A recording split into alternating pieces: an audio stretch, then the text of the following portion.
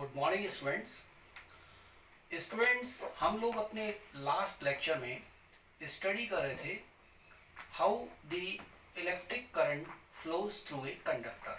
Means एक चालक में किस तरीके से जो है वो विद्युत धारा प्रवाहित होती है।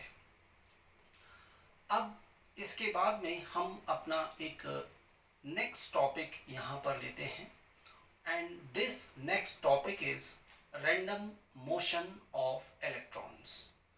यानी जो इलेक्ट्रॉन्स की जो अनियमित गति है हम उसके बारे में यहाँ पर इसकी एनालिसिस करेंगे, इसको स्टडी करेंगे। तो स्टूडेंट्स प्लीज़ आप लोग बोर्ड पर कंसंट्रेट कीजिएगा, राइट। थ्योरेटिकल पार्ट है और आपको ये समझ में आएगा। इससे रिलेटेड बहुत सारे टॉपिक्स हैं आगे मिलेंगे, तो वहाँ पर आपको बहुत ज़्यादा हेल्प होगी।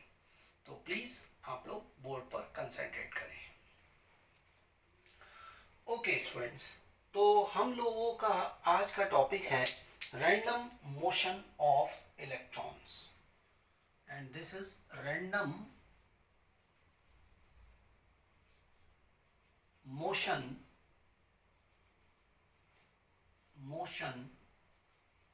Of electrons.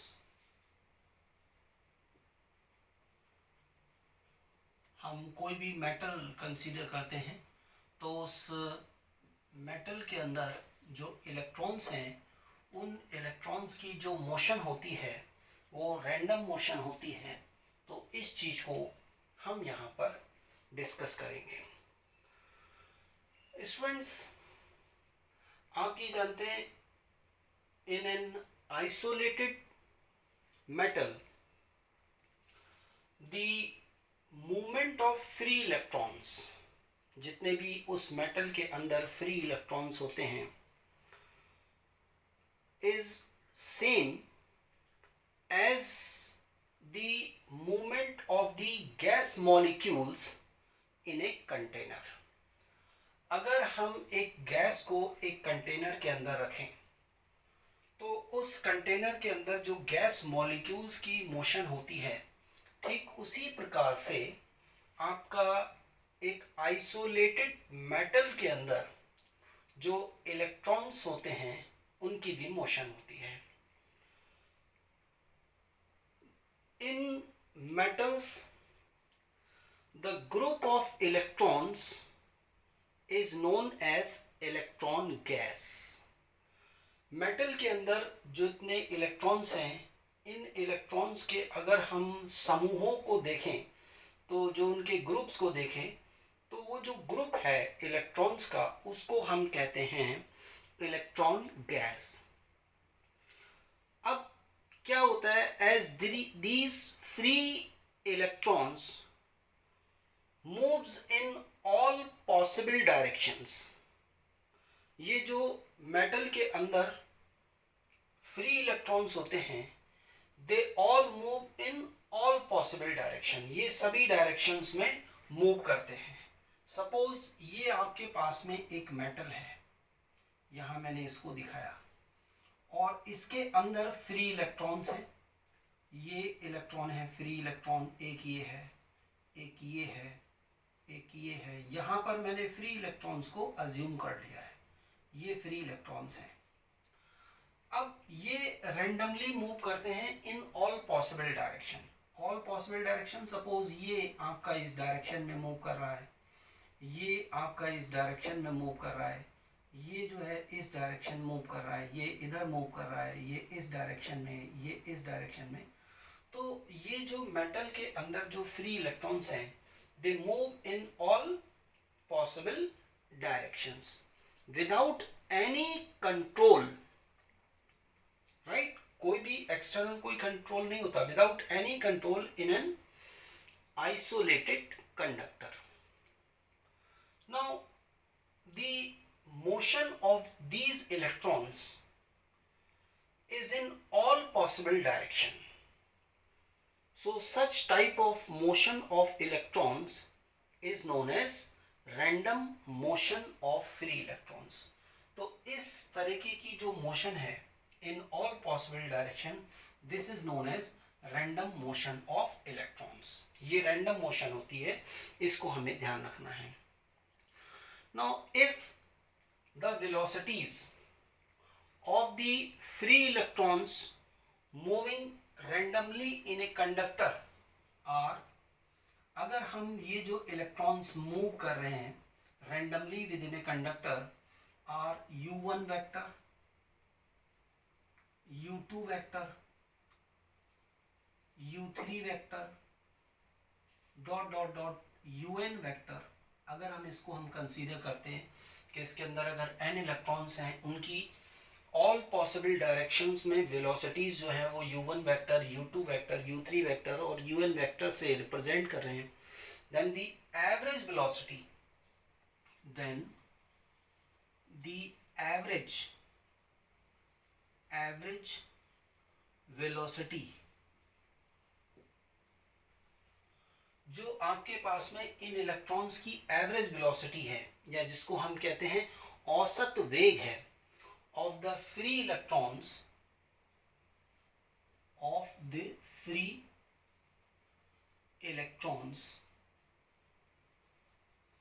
राइट, इन फ्री इलेक्ट्रॉन्स की जो आपके पास में एवरेज वेलोसिटी होगी विल बी, इसको हमने u एवरेज से रिप्रेजेंट कर दिया, u average is equal to u1 vector plus u2 vector plus u3 vector plus dot dot dot dot plus un vector upon n के बराबर होगी। तो एवरेज वेलोसिटी जो हम इनकी इलेक्ट्रॉन्स की हम यहाँ पर कंसीडर कर लेते हैं, वो हम इस एक्सप्रेशन से हम यहाँ पर निकाल लेते हैं, राइट। तो आप यहाँ पर समझ गए होंगे कि जो रैंडम मोशन ऑफ इलेक्ट्रॉन्स क्या है, किस तरीके से हम इसको ट्रीट करते हैं। तो जिस तरीके से एक कंटेनर के अंदर जो gas molecules here and there move करते रहते हैं, ठीक उसी तरीके से मेटल के अंदर जो फ्री इलेक्ट्रॉन्स हैं वो भी आपका फ्रीली मूव करते हैं इन ऑल पॉसिबल डायरेक्शन, सभी पॉसिबल डायरेक्शंस में मूव करते हैं। तो उनकी जो मोशन है, that motion is known as random motion of electrons. और इस पर्टिकुलर केस में अगर जो आपके इलेक्ट्रॉन्स मूव कर रहे हैं उनकी हमें वेलोसिटीज मालूम है, u1 वेक्टर, u2 वेक्टर और un वेक्टर, तो उस आइसोलेटेड मेटल के अंदर, मतलब बिलगित जो आपके पास में जो मेटल है, धातु है, उसके अंदर जो इलेक्ट्रॉन्स का जो औसत वेग होगा, जो एवरेज वेलोसिटी होगी, वो हम यहाँ से कैलकुलेट कर सकते हैं, राइट स्टूडेंट। तो इस चीज़ को आप ध्यान रखिएगा कि ये रैंडम मोशन ऑफ इलेक्ट्रॉन्स क्या होती है, मतलब ये रैंडमली मूव करते रहते हैं। अगर आप इसको यहाँ पर देखेंगे, एक इधर जा रहा है, एक इधर, मतलब किधर भी ये इस तरीके से मूव कर सकते हैं। ये है आपका, ये इधर चला गया, इधर गया, फिर ये, तो ये ऑल पॉसिबल डायरेक्शंस में जो इलेक्ट्रॉन्स हैं वो आपके ये मूव करते रहते हैं। तो this type of motion is known as random motion of electrons. अब इसके बाद में स्टूडेंट हम लोग अगला टॉपिक यहाँ पर लेते हैं, और ये टॉपिक है आपके पास में, इसको हम कहते हैं drift velocity. Drift velocity, right. इसको हम अनुगमन वेग भी बोलते हैं, अनुगमन वेग, राइट। अनुगमन वेग या फिर अपवहन वेग भी हम इसको बोलते हैं। तो ये ड्रिफ्ट वेलोसिटी होती क्या है स्टूडेंट्स? ड्रिफ्ट वेलोसिटी को अगर आप डिफाइन करें तो मैं इसको आपको यहाँ समझाना चाहूँगा। सपोज आपके पास में ये एक कंडक्टर है, राइट। अब इस कंडक्टर के अंदर आप लोगों को ये मालूम है कि कंडक्टर्स के अंदर जो फ्री इलेक्ट्रॉन्स होते हैं वो एक लार्ज अमाउंट में होते हैं। तो यहाँ पर ये फ्री इलेक्ट्रॉन्स हैं। अभी ये आइसोलेटेड आपके पास में मेटल है। आइसोलेटेड मीन्स आपने कोई भी इस पे पोटेंशियल जो है वो अप्लाई नहीं किया है। ये आपके पास में है, आइसोलेटेड है। तो अभी ये आपके पास में इलेक्ट्रॉन सपोज इस डायरेक्शन में मूव कर रहा है, ये इस डायरेक्शन में मूव कर रहा है, ये इस डायरेक्शन में मूव कर रहा है, ये डाउनवर्ड डायरेक्शन में, ये आपका इस डायरेक्शन में मूव कर रहा है, ये आपका इस डायरेक्शन मूव कर रहा है। मीन्स जितनी भी डायरेक्शंस पॉसिबल हैं उनमें ये फ्री इलेक्ट्रॉन जो हैं वो मूव कर रहे हैं इन एन आइसोलेटेड मेटल। अब यहाँ पर स्टूडेंट्स क्या होता है कि whenever we apply a potential difference across the terminals of a conductor, अब हम इसके टर्मिनल्स के अक्रॉस, मीन्स ये और ये जो टर्मिनल्स हैं इनके अक्रॉस हम एक पोटेंशियल डिफरेंस जो है वो हम अप्लाई कर देते हैं। सपोज आपने क्या किया, एक बैटरी से कनेक्ट कर दिया, तो यहाँ पर क्या होगा कि पोटेंशियल डिफरेंस, सपोज ये 20 वोल्ट की एक बैटरी है, उससे आपने कनेक्ट कर दिया, तो ये पॉजिटिव टर्मिनल, ये नेगेटिव, ये पॉजिटिव हो गया और ये नेगेटिव हो गया।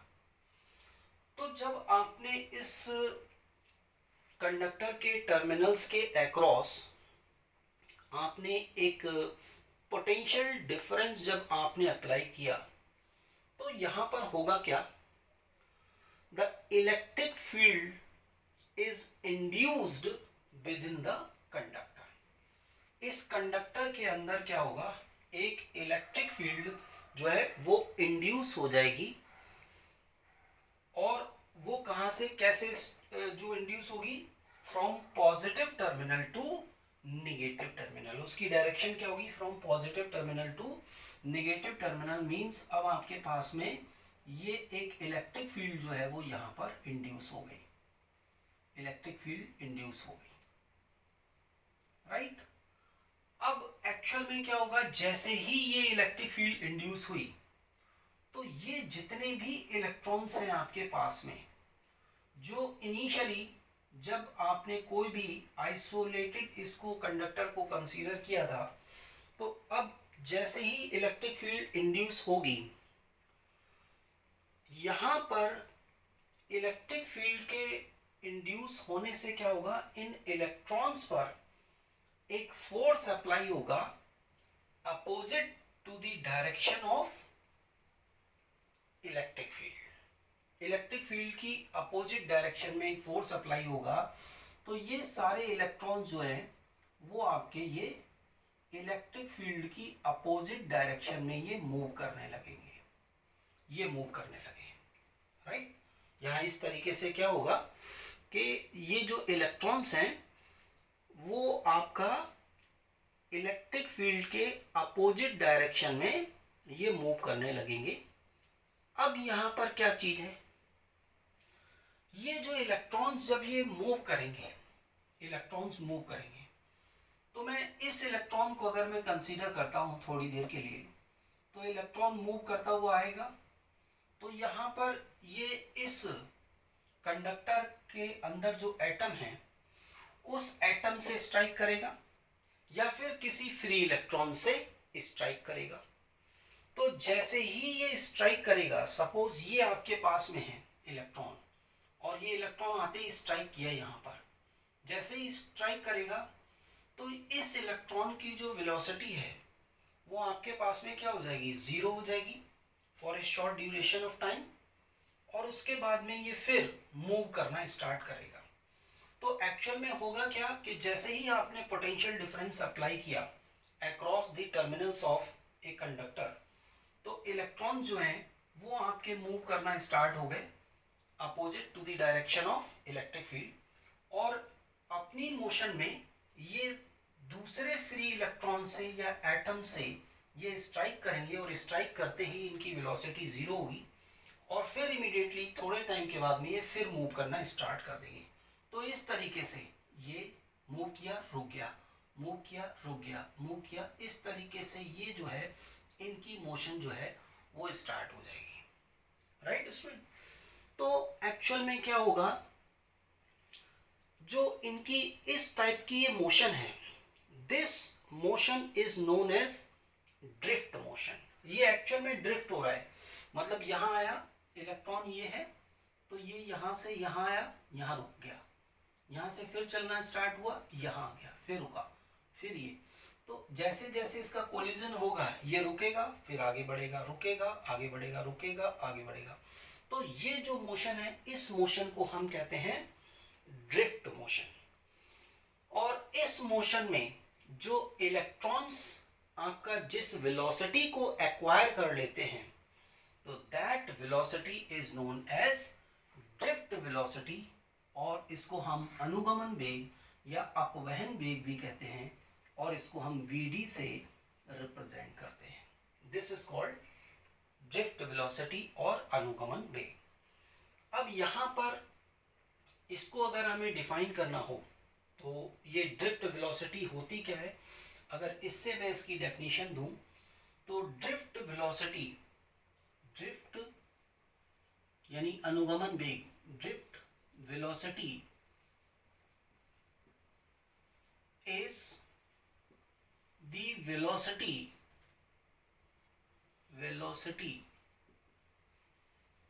right acquired by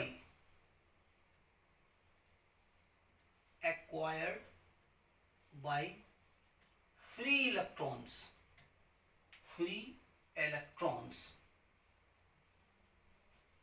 under the influence of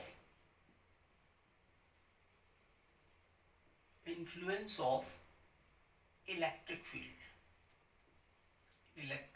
field, right? Drift velocity is the velocity acquired by free electrons under the influence of electric field। यानी कि विद्युत क्षेत्र की उपस्थिति में मुक्त इलेक्ट्रॉनों के द्वारा जो वेग इलेक्ट्रॉनों के द्वारा अर्जित किया जाता है, उसको हम कहते हैं अनुगमन वेग या अपवहन वेग, और इसको हम Vd से रिप्रेजेंट करते हैं। तो स्टूडेंट इस चीज़ को आप लोग ध्यान रखेंगे कि भाई जो आपका अनुगमन वेग है वो क्या होता है, राइट, और इसको हम किस तरीके से, हम किस नोटेशन से इसको हम रिप्रेजेंट करते हैं। दिस इज कॉल्ड अनुगमन वेग, अपवहन वेग और drift velocity represented by Vd। अब इसके बाद हम एक टर्म जो है वो और यहाँ पर उसकी एनालिसिस कर लेते हैं। ये छोटे छोटे से टर्म्स हैं जो आपके न्यूमेरिकल प्रॉब्लम्स में बहुत यूज़ में आते हैं, तो वहाँ पर आप इनको आसानी से समझ जाएंगे और फिर न्यूमेरिकल्स को आप कर सकते हैं। नेक्स्ट टॉपिक है relaxation time, relaxation time, right, और इसको हम हिंदी में बोलते हैं श्रांति काल। श्रांति काल ये क्या होता है, इस चीज को हम यहाँ पर समझते हैं, relaxation time. Now student, this relaxation time is defined as the average time between two successive collision of free electron from the atom of the metal। यानी कि एक आप मेटल आपने कंसीडर किया है और इस मेटल के अंदर सपोज ये इलेक्ट्रॉन है एक, राइट, और ये इलेक्ट्रॉन जो है वो यहाँ पर स्ट्राइक किया, यहाँ स्ट्राइक किया, फिर यहाँ स्ट्राइक किया, ये यहाँ गया, फिर यहाँ गया। तो जो आपका दो कंसेक्यूटिव यहाँ से आके यहाँ कोलाइड किया और यहाँ फिर यहाँ कोलाइड किया, तो दो कंसेक्यूटिव कोलिजन्स के बीच में, राइट, जो टाइम लगता है उसके एवरेज को हम बोलते हैं रिलैक्सेशन टाइम और शांति काल, और इसको हम टॉ से रिप्रेजेंट करते हैं। It is represented by tau, right students. तो एक छोटी सी डेफिनेशन है, इसको आप ध्यान रखें। रिलैक्सेशन टाइम और शांति काल, ये क्या होता है, राइट। अब इसके बाद में हम यहाँ पर अगला टॉपिक यहाँ पर हम लेते हैं, और ये टॉपिक है आपका relation between drift velocity. Most important है, relation between drift velocity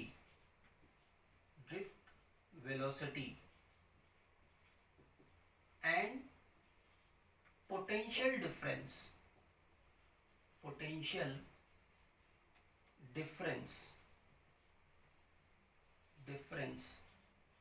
applied across the terminals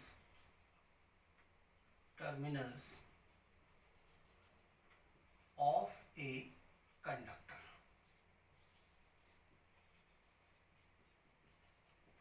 तो हमारे पास में क्या है कि जो आपके पास में relation between drift velocity, right, drift velocity क्या हो गई आपके पास में vd, and potential difference means आपके पास में क्या हो गया v अप्लाइड अक्रॉस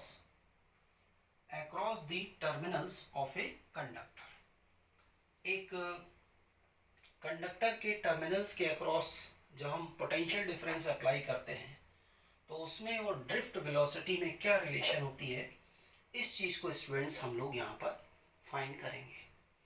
तो इसके लिए हम क्या करते हैं, लेट अस कंसीडर एक कंडक्टर PQ। हम यहाँ पर क्या है, एक कंडक्टर को कंसीडर कर लेते हैं। ये हमने कंडक्टर एक कंसीडर कर लिया है PQ।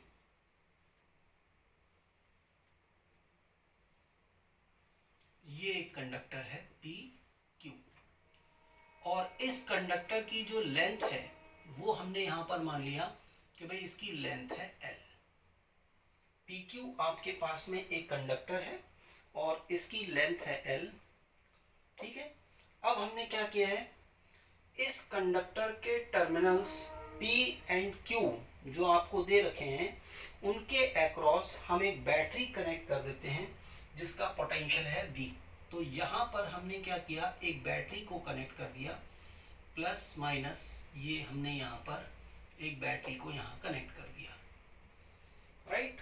अब जब आपने बैटरी इनिशियली जब ये बैटरी कनेक्ट नहीं होगी तो स्टूडेंट्स आप जानते हैं कि इसके अंदर जो इलेक्ट्रॉन्स होंगे वो रेंडमली मूव करेंगे, they will move in all possible direction. लेकिन जैसे ही आप पोटेंशियल डिफरेंस अप्लाई करोगे तो वो जो सारे इलेक्ट्रॉन्स हैं वो क्या होंगे, एक डेफिनेट डायरेक्शन में opposite to the direction of electric field induced, उसके अपोजिट डायरेक्शन में ये मूव करने लगेंगे। तो यानी कि ये जो इलेक्ट्रॉन्स हैं वो आपके सारे इस डायरेक्शन में अब ये मूव करने लगेंगे, राइट। ये सब इस डायरेक्शन में आ गए, ये यहाँ पर इस तरीके से इनको मैंने यहाँ शो कर दिया है, इस तरीके से ये मूव करने लगेंगे। अब यहाँ पर आपने एक बैटरी कनेक्ट की है जिसका पोटेंशियल है V। तो आप जानते हैं यहाँ पर जो E इज इक्वल टू क्या होगा, that will be equal to V upon L। ये हम रिलेशन जानते हैं, E इज इक्वल टू क्या होगा, V upon L। Now under the influence of this electric field the free electrons will experience electric force. Here the free electrons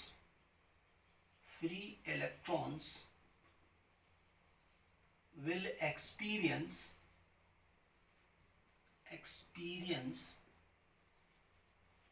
an electric force.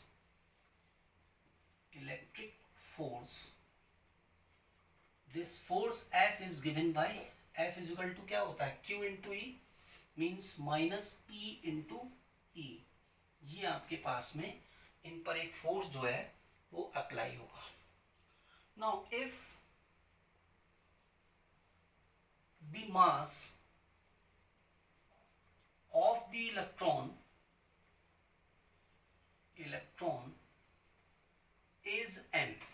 अगर electron का जो द्रव्यमान है वो आपके पास में m है, is electron is m, then the acceleration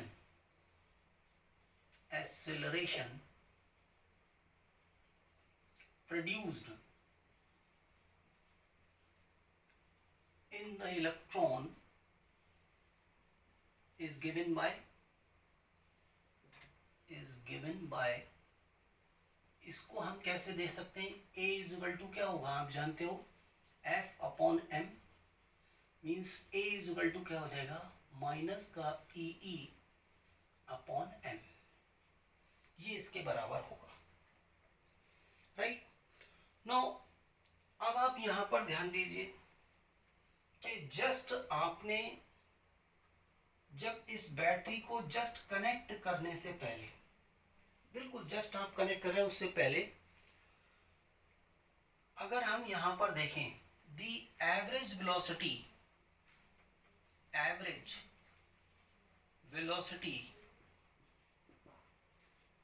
of electrons,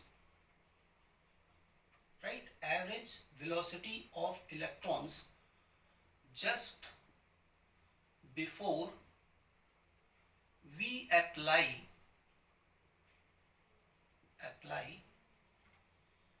a potential difference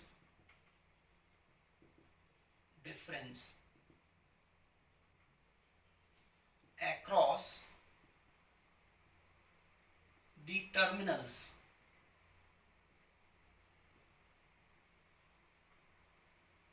of a conductor is 0। Average velocity क्या होगी जब आपने इसको जस्ट, ये ब्रेक है, राइट, और अभी ये रेंडमली इन ऑल पॉसिबल डायरेक्शन में मूव कर रहे हैं, तो हम यहाँ पर एवरेज वेलोसिटी क्या लिख सकते हैं कि भाई 0 है, इसकी कोई एक डेफिनेट डायरेक्शन में तो मूव कर नहीं रहा है, ठीक है, तो यहाँ पर उसकी वेलोसिटी को हम क्या कंसीडर कर सकते हैं, 0 है। अब जब आपने इसको कनेक्ट कर दिया तो ये जो इलेक्ट्रिक फील्ड है उसके अपोजिट डायरेक्शन में मूव करने लगे, तो अब उसके अंदर एक्सेलरेशन कितना हो गया ये, तो अब स्टूडेंट्स यहाँ पर जो इलेक्ट्रॉन्स हैं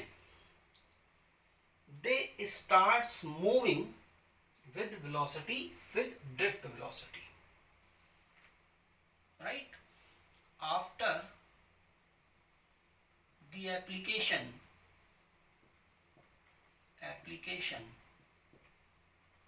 of potential difference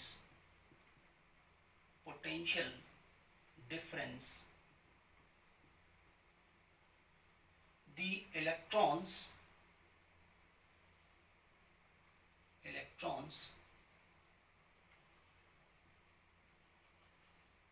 moves with drift velocity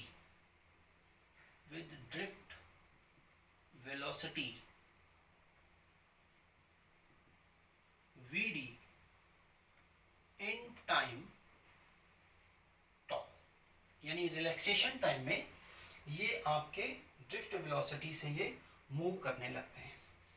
तो अब यहाँ पर आप यहाँ देखिए आप स्टूडेंट्स, so from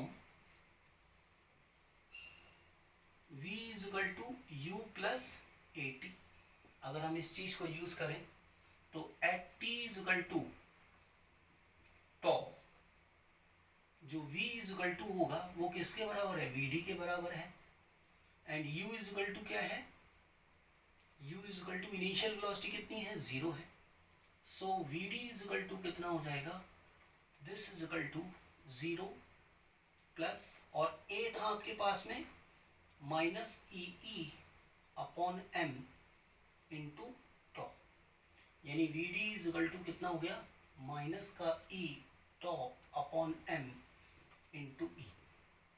अगर हम इसका मैग्नीट्यूड कंसीडर करें तो vd इज इक्वल टू कितना हो जाएगा, e टॉ अपॉन m इंटू ई, राइट। अब आपको यहाँ पर मालूम है कि जो E है वो किसके बराबर है, since E is equal to V upon L, so VD is equal to कितना हो जाएगा, magnitude of Vd is equal to E tau upon m into V upon L. So this is the relation between drift velocity and potential difference applied across the terminals of a conductor. तो इस expression को students आप लोग ध्यान रखेंगे, right. इस पर based numericals आ जाते हैं और आगे भी बहुत यूज़ में आएगा, तो इसको प्लीज़ आप लोग ध्यान में रखिएगा। Thank you students, thank you very much.